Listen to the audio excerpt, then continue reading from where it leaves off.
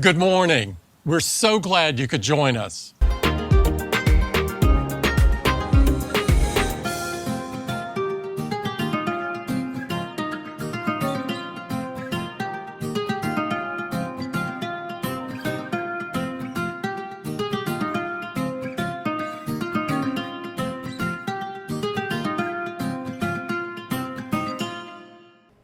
Good morning, and thank you for joining us. I really love the incredible energy in that opening. Today, we are thrilled to introduce our next generation of iPhone. Here it is. This is iPhone 13. To tell you more, here's Cayenne. Wow. Big boy pants, my pockets is thick. Got a big keychain, hang straight from my hip. Got a big boy bag, got a big boy drip. Make a little girl sad, cause a big boy rich. Big boy pants, my pockets is thick. Got a big keychain, hang straight from my hip. Got a big boy bag, got a big boy drip. Make a little girl sad, cause a big boy rich.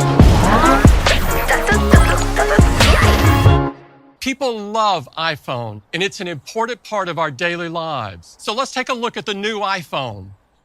September महिनाको सुरुवातसँगै iPhone युजरको उत्सुकता बढ्ने गर्छ। यो हरेक वर्ष हुने Apple event नहुँदासम्म रहिरहन्छ। पछिल्लो वर्षहरूमा पनि यस्तै भएको थियो र यस वर्ष एप्पलले इभेन्ट इन्भिटेसन वेबसाइटमा छोडेसँगै तरङ्गित बनेको यो माहौलमा यस वर्ष सबैले अपेक्षा गरेको न्यू प्रोडक्ट मध्ये प्रथम रहेको छ आइफोन 15 सिरिज। हरेक वर्ष लन्च हुने आइफोन मोडलहरूमा अल्मुनियम र स्टेनलेस स्टिल हुने गर्थ्यो भने यस वर्षबाट अल्मुनियम र टाइटेनियम हुने सम्भावना प्रबल रहेको छ, किनकि एप्पल लोगोको एनिमेसनमा यस्तै झलक देखेका छौं र केही समय अगाडि देखि चल्दै आएको रिमरको हिस्ट्री हेर्ने हो भने पनि यस वर्ष हामीले आइफोनको प्रो मोडलमा टाइटेनियम बडी देख्न पाउनेछौं भने रेगुलर आइफोनमा अल्मुनियम बडी देख्नेछौं। तर आइफोनको साइजमा भने चेन्जेस देख्न पाउने छैनौं भने प्रो मोडलमा भएको डाइनामिक आइल्यान्ड अब रेगुलर मोडलको आइफोन 15 र 15 प्लसमा देख्न पाउनेछौं। यसका साथै प्राइसमा केही इन्क्रिज हुने सम्भावना पनि बढिरहेको छ, खास गरेर प्रो मोडलका आइफोनहरुमा। त्यसैगरी यस वर्ष लन्च हुने आइफोनका मोडलमा लाइटनिङ केबललाई हटाएर USB-C पोर्ट आउनेछ र रिमरकै अफवाहलाई मान्ने हो भने यस वर्ष आइफोन 15 मा आउने चार्जिङ केबल कलरफुल ब्रेडेड वायरमा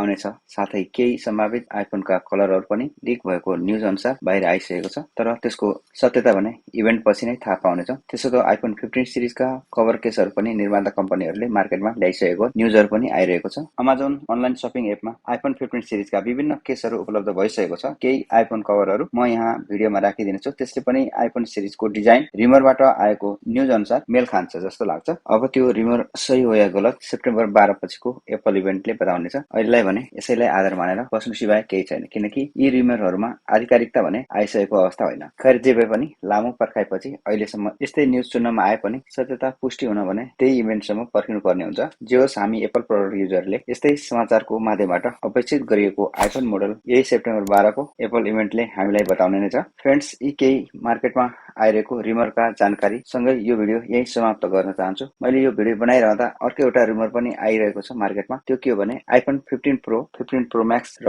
एउटा अर्को मोडल आइफोन 15 अल्ट्रा भन्ने लिक न्यूज अनुसार सुन्नमा आएको छ। त्यो के हो भन्ने कुरा चाहिँ केही दिनपछि अन्य रिमरहरूले पनि यदि त्यसबारेमा पुष्टि हुन सक्ने खालको आधार प्रस्तुत गरेमा हामीले त्यसलाई मान्नुपर्ने हुन्छ। यी सँगै अहिले यो सुन्नमा आइरहेको पाँचौं मोडल आइफोनको आइफोन 15 अल्ट्रालाई सही मान्ने हो भने आइफोनमा 6 वटा भेरिएन्ट देख्न पाउनेछ। यसका साथै एप्पलले अब सबै प्रोडक्टलाई USB-C मा कन्भर्ट गर्दै जानेछ। त्यसपछि हामीले हरेक एप्पलका प्रोडक्टहरूलाई USB-C केबलद्वारा चार्ज गर्न सक्नेछौँ, साथै डाटा ट्रान्सफर गर्न पनि। साथीहरू, यो थियो मेरो आइफोन 15 सिरिजका बारेमा अहिलेसम्म आएको लिक न्यूज बारे छोटो जानकारी। यो जानकारी साथै अब म अर्को भिडियोमा तपाईहरु समक्ष जोडिने छु। तबसम्म मलाई बिदा दिनुहोस्। तपाईहरुको दिन शुभ रहोस्। Have a nice day. Bye bye.